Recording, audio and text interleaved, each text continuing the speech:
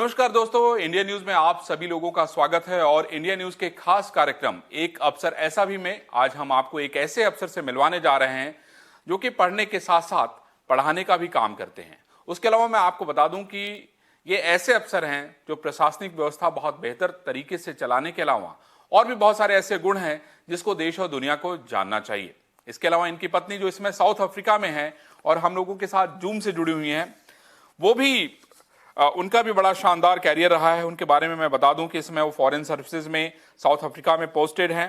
उसके अलावा उन्होंने आईटी से मास्टर हैं केमिस्ट्री में और गोल्ड मेडलिस्ट भी हैं। इसके अलावा आईटी दिल्ली से भी उन्होंने एमटेक किया हुआ है केमिकल इंजीनियरिंग में, एमबीए फाइनेंस किया हुआ है, इग्नू की उनके पास डिग्री है। उसके अलावा और भी बहुत सारे गुण हैं, बहुत सारी किताबें भी लिख चुकी हैं जो हम लोग उनसे सुनेंगे कि उन्होंने कौन कौन सी किताबें लिखी हैं, कौन कौन से ऐसी किताबें लिखी हैं जो बहुत अलग हैं, उसमें बहुत सारी अलग अलग बातें हैं। पहले हम लोग रंजन जी से बात करते हैं। रंजन जी और रंजू जी, दोनों लोगों का इंडिया न्यूज में बहुत स्वागत है। धन्यवाद। रंजन जी, आप तो आईएएस अफसर हैं। मेरे मन में पहला सवाल यही उठता है कि आप जो है आईएएस बनने का जो ख्याल आपके मन में आया, लोक सेवा में आने का जो विचार आपके मन में आया, कैसे आया? क्यों आपने इसका चयन किया कि नहीं आपको लोक सेवक ही बनना है? देखिए, मैं बिहार से बिलोंग करता हूं और बहुत ही पिछड़ा क्षेत्र से आता हूं। वहां पे ग्रामीण परिवेश में मैं बचपन में मैंने खेती भी की है और फसल भी काटा है। अच्छा। और हमने वहां पे काफ़ी हम लोग सोशली एक्टिव थे। लेकिन आप नालंदा जिस जगह से आते हैं, शिक्षा में मतलब मैं समझता हूं कि प्राचीन काल से नालंदा का एक अलग ही नाम है। जी जी, तो हम लोग का तो जीवन शुरुआत ग्रामीण क्षेत्र में हुआ जी। पुरानी चीज़ें जो थी वहाँ की अच्छी चीज़ें बाद में पता लगती गई। हाँ। तो उस समय जो हम समस्या देख रहे थे कि बड़े मुश्किल से ग्रामीण क्षेत्र के जो लोग थे छोटी छोटी समस्या हल करने के लिए भी जुड़ नहीं पाते थे प्रशासनिक और शासन व्यवस्था से। तो कहीं ना कहीं ये उत्सुकता थी कि शासन का रोल क्या होता है गरीबी हटाने में या लोगों की ग्रामीण क्षेत्र में समस्या दूर करने के लिए उत्सुकता बनी हुई थी। और साथ ही हमारे पिताजी पीसीएस में वहाँ बिहार में थे, तो मैं उनका वीडियो का भी देखा है और एसडीएम थे तो देखा था। उस दौरान भी काम उनका देखा आपने? हाँ, तो वो 24-24 घंटे काम करते थे, घर पे बहुत कम ही आ पाते थे। लॉ एंड ऑर्डर में चले गए दूर दूर, वहाँ पे तहसीलें बड़ी दूर दूर थी। तो वो हम लोग देखते थे कि ये जब एसडीएम स्तर का अधिकारी इतना मेहनत कर रहा है, और मैंने लॉ एंड ऑर्डर में बहुत देखा कि उनका बड़ा ही अच्छा लोगों से कनेक्शन था। तो बहुत विषम परिस्थितियों में इनको खोजा जाता था कि वाकई बिहारी कहाँ हैं, उनको बुलाया जाए तो मामला सुलझ जाएगा। तो उससे हम लोग प्रेरणा मिलता रहा। हम लोग जब उनकी गाड़ी निकलती थी तो हम लोग पीछे जरूर बैठते थे क्योंकि वो बड़े ही दबंग अफसर थे। क्या बात। तो हम लोग को बड़ा उत्सुक रहता था कि उनके बगल वाली कुर्सी पे सीट पे कौन बैठेगा, जो पीछे जो महिंद्रा जीप होती है। तो वो एक दिखाई दिया कि प्रभाव प्रशासनिक अधिकारी का होता है चीज़ों को समझने में, और जो हम चाहते थे कि समस्या को जाने कैसे शासन से हल हो सकता है, तो उत्सुकता बनी हुई थी। तो शुरुआत से ही एक मन में था कि हमें उच्च स्तर पे बनना है, और वो पता नहीं था कि कैसे बनना है। तो कैसे पता चला, कब आपको पता चला कि नहीं अब मैं जो है उसके लिए जो आप काम करना चाहते हैं, जहाँ जाना चाहते हैं, आप पहुँच जाएंगे? तो जैसे गांव में भी मैं इस गांव के स्कूल में भी पढ़ाई किया 5वीं क्लास तक। फिर गया में पापा बहुत लंबे समय तक वहाँ एग्जीक्यूटिव मजिस्ट्रेट के रूप में रहे, तो वहाँ पढ़ाई करते रहे। तो जो घर पे ही हम वहाँ पे सरकारी स्कूल में हरदास सेमिनरी स्कूल में एडमिशन लिया था। तो स्कूल कम ही जाते थे, घर पे ही ज़्यादा रहना होता था, तो समय काफ़ी मिलता था। तो हम लोग सुबह 4 बजे से उठ के हम लोग का एक्टिविटी बहुत ज़्यादा थी। वो मोहल्ला भी बहुत इस तरह का था। पापा का शुरू से ही कहना था कि प्रशासनिक अधिकारी होते हुए बावजूद भी एक साधारण मोहल्ले में किराए पे मकान लिए थे। उनका ये कहना था कि जो बेटे हैं उनको प्रभाव नहीं पड़ना चाहिए, जो मतलब वो संघर्ष करें, लड़े खुद से बने। तो उसका फायदा भी मिला। हम लोग काफ़ी स्पोर्ट्स में बहुत एक्टिव थे। मोहल्ले में ही क्रिकेट खेलना, बैडमिंटन खेलना, टेबल टेनिस खेलना। मतलब रंजन कुमार लड़के यहाँ पहुंचे हैं। तो वहाँ पे हमें गणित अच्छी समझ में आती थी। एक लालजी प्रसाद की किताब थी, जी जी, वो मुझे लगता है पुरानी वर्जन वो मिल नहीं रहा है। वो किताब कोई भी बनाएगा तो उसकी गणित अच्छी हो जाएगी। बहुत ही अच्छे तरीके से लिखा था, उसमें प्रश्नों का काफ़ी अच्छा था संकलन। तो हम लोग चलिए, उसको, अगर मुझे कहीं मिलती है तो मैं आपको जरूर दूंगा। हाँ, तो उसको हम लोग बनाते थे और मोहल्ले में कंपटीशन कराते थे। शानदार। जैसे 10 क्वेश्चन बनाया, कौन बनाएगा, तो काफ़ी एक्टिव थे। फिर लंगड़ी बिच्छा और जो लोकल खेल है, हाँ हाँ, सुबह सुबह उठ के हम लोग नगर पालिका के पानी आती तो उसे क्या नहा बात लेना। है, क्या बात और फिर पूजा पाठ बिना, बहुत ही बढ़िया। बहुत ही ज़्यादा पहले पूजा करते थे हम लोग। मुझे याद और है उसका कि फल आपको भगवान ने दिया बाद में। तो हम लोग सुबह सुबह गायत्री पीठ भी जाते थे और वहाँ पूरे हवन में ओम त्र्यंबकम यजामहे सुगंधिम पुष्टिवर्धनम, पूरी मंत्र सभी आती थी हम लोगों को। क्या बात और हवन में अच्छा लगता था, उसके एक माहौल ही अलग बनता था। फिर हम लोग रामनवमी हो चाहे कोई भी पर्व हो, पूरी फास्टिंग रखते थे। है। थोड़ा अंजू जी से पूछ लेते हैं। अंजू जी, आपको जी आप नमस्ते। नमस्ते। आप इतनी बढ़िया स्टूडेंट थी, इतनी पढ़ाई की है आपने, तो आपके मन में अफसर बनने की इच्छा कैसे हुई? किसने आपको जो है प्रेरित किया कि नहीं अंजू आपको अफसर बनना है?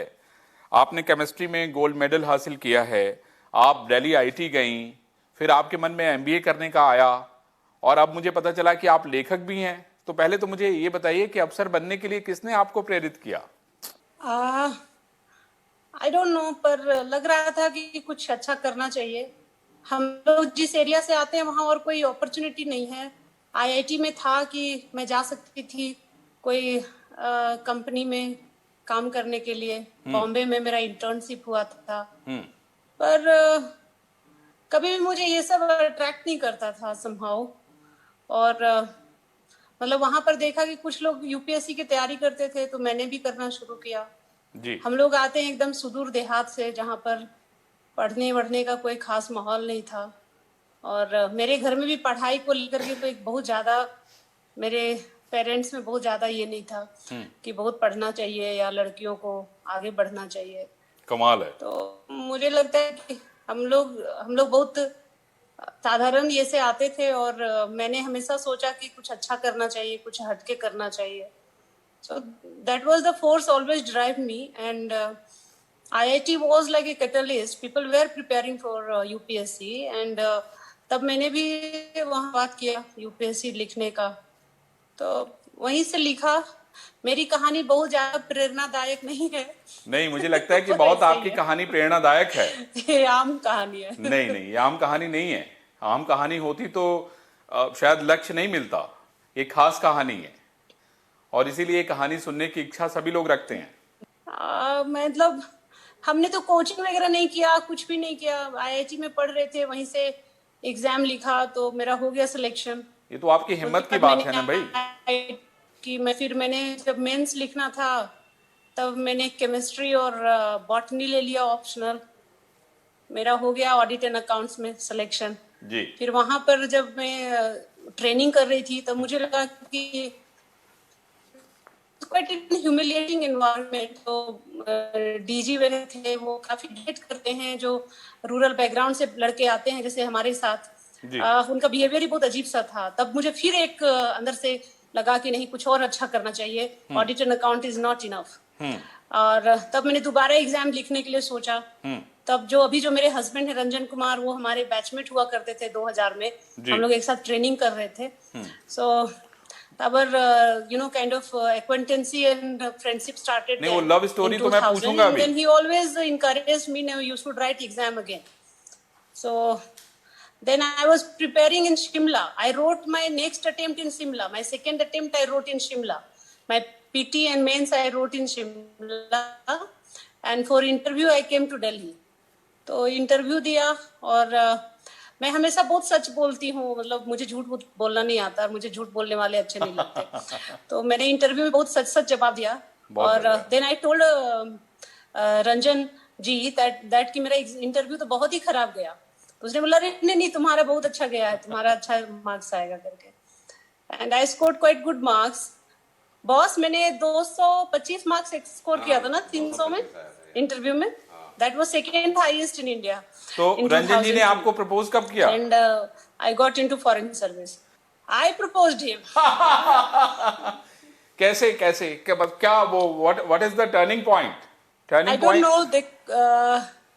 We were in Mussoorie together. वहां पर क्या होता है, लड़कियां बहुत कम होती हैं, जी 20-25 लड़कियां होती हैं और लड़के 200 होते हैं। हाँ So on average, every ये women officer get 4 boys, when she need to be proposed by 4 boys, तब आपको लगेगा कि हम अब सचमुच अच्छी लड़की है। एकदम सही कहा So आपने। everybody is after everyone and then they all think कि यहीं शादी वादी हो जाता तो अच्छा ही रहता। So he was also from Bihar। जी तो एक अलग सा ये हो जाता है, ग्रुप बन जाता है। तो he was in our group अच्छा and we were like just friend, but जब मैं शिमला जाने लगी, क्योंकि मेरा उस पर ऑडिट में हुआ था, जी। तो दिसंबर में हम लोग शिमला शिफ्ट कर रहे थे फर्दर ट्रेनिंग के लिए। जी एंड आई वाज उस दिन मुझे फील हुआ कि मतलब I am going to miss him. तो मेरे पास एक गोल्ड चेन था बहुत मोटा, आई गिव हिम।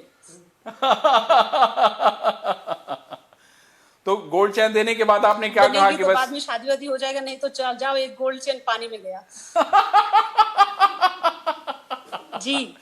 मुझे ये बताइए मैम कि गोल्ड चेन देने के बाद कहा क्या आपने? So then I went to Shimla and तो रंजन जी को ये समझ में आ गया कि ये गोल्ड चैन जो है ये आपस का बंधन है, ये एक बॉन्डिंग है। I don't know, I was thinking कि शादी हो जाए तो ठीक है, मेरा उतना गोल्ड बेकार हो जाएगा। ओह ग्रेट, क्या बात है। उनको पूछो, उन्होंने क्यों शादी किया, इनको पूछो। अभी पूछता हूँ। हमें नहीं नहीं, पता। वो तो पूछता कल हूँ। हमारी एनिवर्सरी थी। हाँ मैंने तो यही हमसे कहा, पूछ मैंने लीजिए, यही कहा कि भाई आप ये पूछ लीजिए। हम लोग को तो आज यहीं पे मना सकते थे हम लोग। ये बहुत ही शानदार है, हमारे इंडिया न्यूज की तरफ से आप दोनों लोगों को बहुत बधाई। रंजन सर देखिए, मैडम ने तो बहुत साफ दिल से बता दिया कि Thank भाई you। उन्होंने आपको प्रपोज किया है ना, गोल्ड चैन दिया और बोला नहीं अब बॉन्डिंग हो गई। फिर आपने क्या किया, व्हाट? तो वो जो मोमेंट था वो मोमेंट काफी मैंने उसको गोल्ड चेन किया, तो मुझे तो लग रहा था कि हाय अगर गोल्ड भी चला गया। इन्होंने वापस किया कि नहीं गोल्ड चैन, मुझे आप ही बता दीजिए, नहीं तो हम लोग वापस कराएंगे। सर फिर क्या? हाँ तो उसमें बाकी वो तो वही बैठे बताएंगे स्टोरी। हाँ वही फिर हम लोग शिमला चले गए, मेरी तो वहां ट्रेनिंग शुरू हो गई। And he was in academy, यहाँ पर मसूरी में था।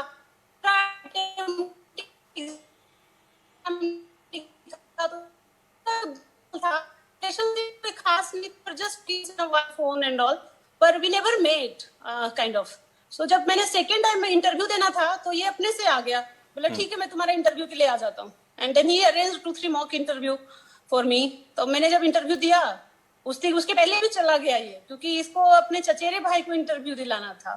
बॉस क्या नाम था उनका जिनका इंटरव्यू था? राकेश रंजन। राकेश रंजन, राकेश भैया, हाँ। तो उनको इंटरव्यू दिलाना था, साथ में सोचा चलो इसको भी करा देता हूँ। And then after my result came out, then he formally proposed me. इन्होंने रिजल्ट का इंतजार किया है। ज्यादा डिले करने का कोई फायदा नहीं है, वी शुड गेट मैरिड। तब मैंने कहा कि मैं तो फॉरेन सर्विस में आ गई हूँ, आई टुक फॉरेन सर्विस, सो देन तुम मुझे छोड़ दो, I will forgive you, don't worry. But ऐसा नहीं हुआ, मुझे लगता है पूरे जीवन भर के लिए ये लिखा हुआ था तो हो गया। बहुत बहुत बहुत अभी हम लोग ने 25 साल का कमिटमेंट है, 18 साल हो गया, 6 साल और अभी काटना है। उसके बाद subject to the renewal of the agreement, क्या लेट बात अस सी है। What happens. अरे क्या बात है, बहुत ही बढ़िया, बहुत ही शानदार आपकी स्टोरी है। मैं रंजन जी से पूछता हूँ। रंजन मुझे ये बताइए, तो बहुत ही शानदार कहानी है भाई। उन्होंने बताया कि भाई गोल्ड चैन देने के साथ ही उन्होंने बंधन में आपको बांध दिया है। आपका क्या रिएक्शन था तुरंत फौरी तौर पे? वो मोमेंट बहुत मार्मिक था और पहली बार महसूस हुआ था, क्योंकि हम लोग एक अच्छे दोस्त बन गए थे और हम लोग फोन पे जो इंटरकॉम था वहाँ पे हम लोग बात करते करते वैसे ही ऑन करके सो जाते थे। तो काफ़ी अच्छी सुविधा थी इंटरकॉम की। और अंजू का बड़ा एक्टिव रही है सभी जगह, मसूरी में भी काफ़ी एक्टिव थी। तो जब इसको मैं छोड़ने जाता था इसके गर्ल्स हॉस्टल, तो इसके गिरने का बहुत आदत था। उसको पता नहीं पैर में क्या था, गिर जाती थी। फिर सारे जो कॉपी किताब थे उसको उठाते थे। तो those were very interesting moments, हम लोग घंटों बात करते थे। अच्छी तो इन सारी चीजों ने एक बॉन्डिंग कर दी। हाँ बॉन्डिंग जबरदस्त था, लेकिन बड़ा इंटरेस्टिंग था जब ये वहाँ चली गई थी शिमला। फिर मैं मसूरी में ही रहा, फिर मैं नैनीताल फिर चला गया था वो एकेडमी में। तो बहुत दिन तक गैप हो गया था, काफी बातचीत वगैरह भी नहीं हुई थी, लेकिन मन में तो था कि अंजू इज देयर। एक छोटा सा ब्रेक लेते हैं और फिर लौटते हैं और आपको ये इंटरेस्टिंग स्टोरी जो है सुनवाते हैं कि आखिर आगे क्या हुआ।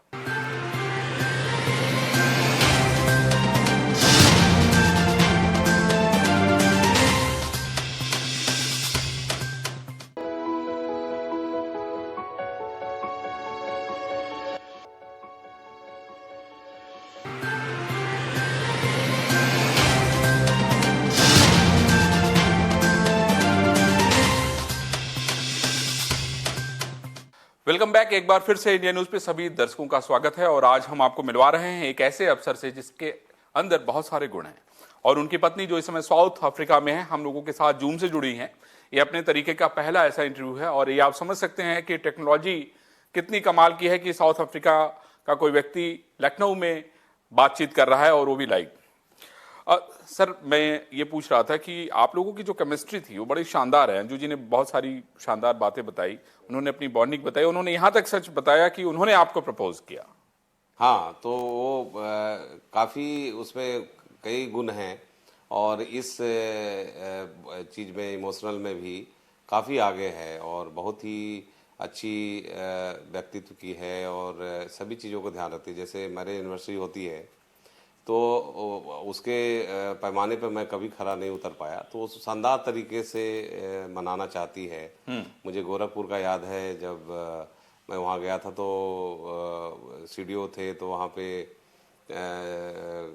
गेस्ट हाउस में थे, तो बहुत अच्छे से कमरे को इसने सजाया था, वो गुलाब के पंखुड़ी वगैरह। तो इसके थोड़ा सा बहुत ही वो आपको बहुत कुछ देना चाहते हैं और आप कुछ नहीं देना चाहते। हाँ, हम उस तरह के उतने पैमाने पे हम नहीं उतर कर। तो कल आपने कुछ दिया मैडम को? तो अंजू ने तो काफी चीज दिया, फेसबुक पे बहुत अच्छा लिखा है। हाँ। हम केवल उसका जवाब ही दे पाए। तो काफी अच्छी फोटोज वगैरह लगाई हैं उसमें, तो काफी इन्वॉल्व रहती हैं। तो आप क्यों नहीं रहते फिर? नहीं, वो एक लड़कों और उसमें अंतर हमेशा होता है। अरे सर, इतना they are very very serious about anniversary also. तो कभी कभी तो ऐसा भी हुआ था कि भूल गए थे, तो काफी दिक्कत, बवाल का सामना आपको करना पड़ा। बहुत जबरदस्त। अच्छा सर, मुझे ये बताइए कि आप बहुत जगह एज ए डीएम काम कर चुके हैं, अलग अलग पोस्ट पे, अलग अलग तौर पे काम कर चुके हैं। कोई ऐसा काम आपको याद आता है जो बहुत प्रभावित करता है, आपको लगता है कि नहीं ये काम जो है उसने वहाँ के लोगों की ज़िंदगी बदलने का काम किया? हमें तो बहुत सारे काम हमने किए थे जो काफ़ी लोगों को प्रभावित किया था और सभी पोस्टिंग में मेरा अप्रोच ही लोगों के प्रति रहता है। सर, तो मुझे चित्रकूट में जब मैं कलेक्टर बना था तो उस समय मुझे याद है कि पूरा मोहल्ले में पानी नहीं जाती थी और उस पानी नहीं जाने के कारण शादियाँ नहीं हो रही थी, तो नल चालू नहीं था। तो मुझे याद है रात को 12 बजे ही मैंने सारे अधिकारियों को बुलाया, तो उसमें बड़ी जोश थी, पहली डीएमशिप थी और उनसे मैंने पूछा था कि क्यों नहीं हो रहा है, तो वो बड़े रूखे स्वभाव में बोले थे कि हमें क्या पता। तो उसमें ये शिकायत थी कि करप्शन के कारण नहीं हो पा रहा है, कि पैसे भी ले लिया, बहुत दिन तक काम नहीं कर रहा है। तब फिर मैंने सबको बुला लिया था, नीचे से ऑपरेटर से लेके ऊपर तक का। अंजू जी बड़ी ईमानदारी से इन्होंने बहुत सी बातें स्वीकार की हैं। रंजन जी ने, उन्होंने कहा एक आध बार तो वो अपनी शादी की सालगिरह भी भूल गए, तो ये भी बड़े ईमानदार हैं। जी। हाँ, ये खो जाते हैं कहीं कहीं। नहीं, इन्होंने ये कहा है कि भाई आप जिस तरीके से चीजें ऑर्गेनाइज करके करती हैं ये नहीं कर पाते हैं। इन्होंने इस बात को स्वीकार कर लिया। नहीं, ये बहुत जल्दी आत्मसमर्पण करके स्वीकार कर लेते हैं, पर वो इसका सॉल्यूशन नहीं है, समाधान वो नहीं है। अंजू जी ये बताइए मुझे कि आपने कौन कौन सी किताबें लिखी हैं, कैसे आपके मन में आया कि नहीं हम किताबें भी लिखेंगे? मैं पहले से लिख रही थी पर कभी पब्लिश कराने का नहीं सोचा। अच्छा। I was writing. मैं जब अर्थक्वेक हुआ था नेपाल में, तो उस समय भी मुझे बहुत अंदर से मन करता था कि मैं कुछ लिखूं, क्योंकि जो जिस तरह के सीन वहां थे और जिस तरह बहुत ही दुखदाई था स्थिति थी, तो मुझे लगता था कि हाँ मैं वहां लिखूं। मैं पोस्टेड थी बीरगंज में उन दिनों जी। नेपाल इंडिया बॉर्डर पे, जहां से सारा रिलीफ मटेरियल हम लोग ऊपर भेज रहे थे, मतलब काठमांडू वैली एंड अबव। तो उस समय भी मन कर रहा था कि लिखूं, तो I was writing but I never thought of publishing it. तो फिर जब मैं वहां आई, क्या बोलते हैं, एडिनबरा में आई, तो एक ऐसे ही एक कवि मिलने के लिए आए मुझसे, दामोदर खट से, is quite a famous one. तो वो आए, तो उन्होंने कहा कि बाप रे आपने इतना लिख के रखा हुआ है, till that time I had written more than 500 poem. Oh. So इतना आपने लिखा हुआ है, आप अच्छा लिख रही हैं, so then इसको publish करा दीजिए. हमने I'm not interested that much. आप किसी को जानते हैं तो बोल दीजिए, publish कर देगा. So I have taken life very coolly. Ranjan जी, अंजू जी के अंदर तो बहुत सारे गुण हैं और मैं समझता हूं कि आप इस मामले में काफी भाग्यशाली हैं. मेरा सवाल यह है कि आपको पढ़ने पढ़ाने का शौक कैसे हुआ, और जो मैंने देखा कि आप गोरखपुर, मिर्जापुर जहां भी रहते हैं वहां बच्चों को पढ़ाने का काम करते हैं, अपनी प्रशासनिक जिम्मेदारी के साथ साथ पढ़ने पढ़ाने का भी काम करते हैं. ये अपने आप में बहुत एक ऐसा गुण है जो ऐसे बच्चे जो गरीब हैं, जिनके पास पढ़ने की सुविधाएं नहीं है, ये बच्चे हैं, तो ये आपके मन में कैसे इच्छा हुई? तो पहला तो ये है कि हमारा स्वभाव इस तरह का है कि इन सभी व्यक्ति के साथ जब बैठते हैं, ग्रामीण क्षेत्र के भी चूंकि रहना हुआ है, तो मुझे बड़ा सहज महसूस होता है, बड़ा अच्छा लगता है कि उनके बातचीत बहुत ही स्वाभाविक और एकदम सच्चाई से भरा पड़ा रहता है, कोई उसमें चीज़ें नहीं रहती है, कोई बनावट नहीं होती है. तो जैसे मैंने कहा कि मैं मोहल्ले में सबको टेस्ट लेता था, हाँ, टीचर की तरह. तो चूंकि आपको जब फंडामेंटल बढ़िया समझ में आती है ना, तो लोगों को बताने का मन करता है कि दूसरे को भी फायदा हो. बहुत ही बढ़िया. तो ये शुरू से काफी लोगों को पढ़ाया हमने.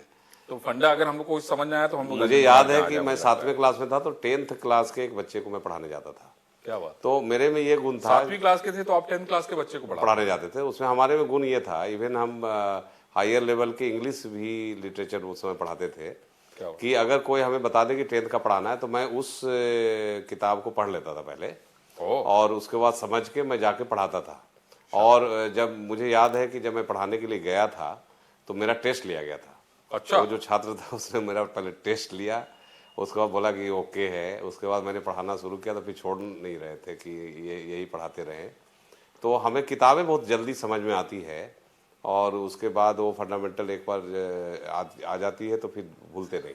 उसके अलावा आपको और क्या शौक है रंजन जी, और क्या इच्छा होती है करने की जब वक्त मिलता है? तो पढ़ने के अलावा जैसे घूमने का काफी अच्छा लगता है. अंजू से शादी के बाद हमें मौका मिला बाहर जाने का, तो अंजू के साथ घूमने में काफी अच्छा लगता है. हम लोग काफी जगह गए हैं साथ में, और वहाँ भी एडिनबरा में भी जब सुबह हम लोग जाते थे टहलने, तो अंजू बहुत अच्छे से फोटोग्राफी बहुत अच्छी करती है. ग्रेट. इसकी क्वालिटी बहुत अच्छी है. तो ये हमें बीच में कहीं पेड़ के पास खड़े होकर बोली कि फोटो खींचेंगे, लेकिन जब मैं खींचता था तो वो क्वालिटी नहीं आती थी. तो वो काफी अच्छा लगता है घूमना फिरना, और मूवी काफी देखते हैं हम. अच्छा. हिंदी मूवी हॉल में जाके देखना काफी पसंद है. तो आपका कौन फेवरेट एक्टर है? तो उस तरह का कोई फेवरेट एक्टर नहीं है, लेकिन सभी हमें अच्छे लगते हैं. तो अमिताभ बच्चन तो ऑब्वियसली शुरू से ही फेवरेट रहे, क्योंकि अच्छा. जिस समय हम लोग स्कूल में थे तो शोले वगैरह हम लोग लाइन लग के उस पर जाते थे. क्या हुआ? कानपुर में जब थे IIT कानपुर, तो मुझे याद है कि फिल्मों का इतना शौक था कि जब गए थे तो वहाँ टिकट ब्लैक हो जाता था. तो बताया कि 4 ही टिकट बिकेगा. तो नहीं मिल पाया, तो पूरे 3 घंटे काउंटर पे हम खड़े रहे थे, वहीं पे मूंगफली लेके खाते रहे कि पहला भी शोले देख के जाएंगे. नहीं, शोले की नहीं, तो IIT कानपुर के समय की बात होता है. मतलब मूवी का जो शौक है बहुत ज्यादा है. तो मतलब उसको अभी भी एंजॉय करते हैं? हाँ, जब मौका मिलता है. अभी भी जरूर देखते हैं.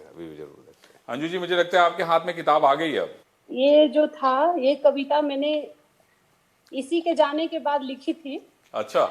ये एडिनबरा में हमारे साथ 1 साल थे, जब एक ट्रेनिंग हो रही थी. क्या इसने कोर्स किया था किंग्स कॉलेज लंदन में, तो बीच बीच में एडिनबरा आते रहते थे. तो finally when he left Edinburgh and then reached, मतलब जब मैंने इनको बिठा दिया ट्रेन पर, वहां से ट्रेन जाती है, वो स्टेशन का नाम है Beverly. It's only station in the world जिसका जो नाम है वो एक उपन्यास पे रखा गया. क्या बात है. मतलब पहली बार लोग जगहों के नाम पे उपन्यास का नाम रखते हैं, ये स्टेशन का नाम उपन्यास के नाम पे रखा गया. मतलब उपन्यास पहले लिखा गया बेवरली, और ये बाद में रखा गया इसका. बहुत बढ़िया. हाँ, तो उसी पर मैंने इसके जाने के बाद लिखा था, मतलब रंजन बॉस के जाने के बाद लिखा था. सुने. विदाई. तेरे जाने की बात सुनकर लगता है कि मैं रो पड़ूंगी, तुम्हारे गले लगकर निस्पंद हो जाऊंगी, मूर्छित होकर तेरी बाहों में झूल जाऊंगी, मेरे आंसू भिगोएंगे तेरे कंधों को, और तुम अपने रुमाल से मेरा आंसू पोंछोगे, चेहरे से चेहरा सटाकर, आंखों से आंख मिलाकर, फिर आने की बात कहोगे, मिलने की सांत्वना दोगे, अपने बैकपैक को उतार कर, मेरे बालों को सहलाकर, मेरा माथा हौले से चूम लोगे, और मैं विदाई वाली गीली मुस्कुराहट से तुम्हें चुपके चुपके तिरछी नजरों से देखूंगी। मेरी सिसकियों से तुम्हारे कदम ठिठक जाएंगे, पलकों में नमी उतर जाएगी, फिर वापस मुड़कर तुम 2 पल खड़े रहोगे, मेरा हाथ थाम कर। उन कमजोर नाजुक पलों को प्यार के भरोसे पार कर लेंगे हम दोनों, पर ऐसा कभी नहीं होता है। विदाई के वे गरिमा युक्त मुहूर्त बाधित हो जाते हैं अनाउंसर की कर्कश आवाजों से और ट्रेन के सिग्नल की आपाधापी में। तुम संभालते हो टिकट, सामान उठाते पटकते रखते हो, मुझे डांट कर ट्रेन से बाहर उतरने को कहते हो। तुम चाहते हो कि मैं जल्दी वापस चली जाऊं ताकि पार्किंग के पैसे बच जाएं, और शायद तुम इत्मीनान से ट्रेन में चाय पियो। मैं सिर झुकाए चुपचाप चली जाती हूँ। विदाई की बेला तिरस्कृत सी रोती है और मैं उदास खोई खोई सी बेवरली स्टेशन को कार से निहारती हूँ, जहाँ लिखा है विश्व का एकमात्र स्टेशन, जो कि एक प्रेम कथानक के उपन्यास पर नामित है। Thank you. बहुत ही शानदार कविता लिखी है। मेरा मन अंदर से बड़ा भावुक हो गया। बहुत ही मतलब आपके मन का जो भाव है वो सारा का सारा भाव आपने इसमें उड़ेल दिया है, और मैं समझता हूं कि इसकी मैं जितनी तारीफ करूं वो कम है। और मैं रंजन जी को भी कहता हूं कि आपके मन में जो प्रेम है, जो समर्पण है, वो अद्वितीय है। वो शब्द मैंने इसीलिए इस्तेमाल किया कि वो अद्वितीय है, उसकी किसी से तुलना नहीं की जा सकती। आपने अपनी मेहनत के बलबूते ये मुकाम हासिल किया है, और मैं समझता हूं कि आपके मन में जो इच्छा होगी वो भी ईश्वर समय पे पूरी करेंगे, ऐसी मेरी प्रभु से मैं इच्छा करूंगा। और रंजन जी बेहद सरल हैं, इससे इनकार नहीं किया जा सकता। कितने ऑर्गेनाइज हैं मैं नहीं जानता, लेकिन अपना प्रशासनिक काम और बच्चों को पढ़ाने का काम बेहतर तरीके से करते हैं, जो मुझे दिखता है। अब सवाल है कि कुछ अच्छे कुछ बुरे दुनिया में सब जगह होता है, और मैं समझता हूं अच्छा बुरा दोनों आप ज्यादा बेहतर जानती हैं, क्योंकि आपने उस कविता के सारे रंग जो रंजन जी में दिखते हैं, अच्छे और बुरे दोनों बता दिए। और मैं समझता हूं कि ये कविता बहुत कुछ कहती है। अंजू जी, हम उम्मीद करेंगे कि हम लोग ऐसे ही पॉजिटिव बेहतर बातचीत करते रहेंगे। रंजन जी, आपकी अब क्या इच्छा है? आपको क्या लगता है कि क्या करना बचा है? अभी बहुत चीज करना बचा है। मैं चाहता हूं कि बड़े स्तर पे जी ऑर्गेनाइज वे में मैं काम करूं, जिससे कि लोगों की जो बुनियादी दिक्कतें हैं उसको मैं ठीक करूं। जैसे एजुकेशन सेक्टर में हमें बड़ी इच्छा है कि प्राइमरी स्कूल लेवल हो, चाहे यूनिवर्सिटी लेवल का हो, कॉलेजेज हो, उनकी क्वालिटी काफ़ी सुधरे। और अभी भारत सरकार ने जो नई एजुकेशन पॉलिसी लाई है उससे काफ़ी आशा मुझे जगी है, क्योंकि उसमें जो सर्टिफिकेशन की बात है और जो जिस तरह से चूल प्रवर्तन की बात है उसको लागू करना है। मैं अपने स्तर पे भी उसमें जुड़ा रहना चाहता हूँ। साथ ही बाकी स्तर पे भी, जैसे मुझे मालूम है कि हमारे देश जो है काफ़ी दुनिया में इसकी प्रेजेंस बहुत ज़बरदस्त है। आप देखें वहाँ सिलिकॉन वैली में सब जगह आपको मिलेंगे, सभी जगह। तो वो कारण उसका क्या है कि यहाँ का जो नागरिक है काफ़ी मेहनती होता है, उसको माहौल मिले तो कहीं भी आगे निकल सकता है। तो हमें माहौल यहाँ पे भी अगर हम बढ़िया बना दें तो हमारा देश ऐसे भी काफ़ी आगे है, दुनिया में काफ़ी नाम है। तो नंबर 1 कंट्री हम बनाने का हमारा सपना है कि बने, और कहीं ना कहीं लोगों से ही शुरुआत होगी। जब यहाँ के लोग, देखिए हम लोग युवाओं की प्रतिशत सबसे ज़्यादा है। अगर सभी युवा को माहौल मिले, उस तरह का बने, तो हम कहाँ से कहाँ रहेंगे। तो बहुत इच्छा है। उम्मीद करेंगे कि आपका ये सपना पूरा होगा। अंजू जी और रंजन जी, दोनों लोगों से मुझे बात करके बहुत अच्छा लगा। हम उम्मीद करेंगे कि जब आप भारत आएंगी बहुत सारी यादों को लेके आएंगी, और हम लोग सामने सामने बैठ के जो है आप हमें इंटरव्यू देंगी रंजन जी के साथ। गिले शिकवे जितने भी हैं वो सब हम लोग सुनेंगे, है ना। और मैं समझता हूं कि रास्ते तो उन्हीं में से निकलते हैं कहीं ना कहीं, और शायद रास्ता निकलेगा और एक बार फिर से आसमान से ढेर सारी बारिश होगी। आप लोगों ने इंडिया न्यूज को अमूल्य अपना टाइम दिया, हमसे बात करने के लिए बहुत बहुत धन्यवाद।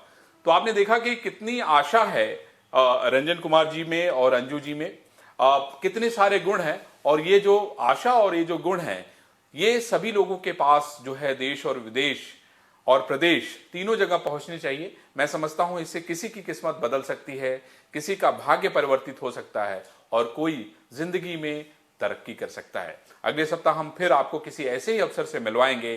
तब तक आप सभी लोग देखते रहिए इंडिया न्यूज। नमस्कार।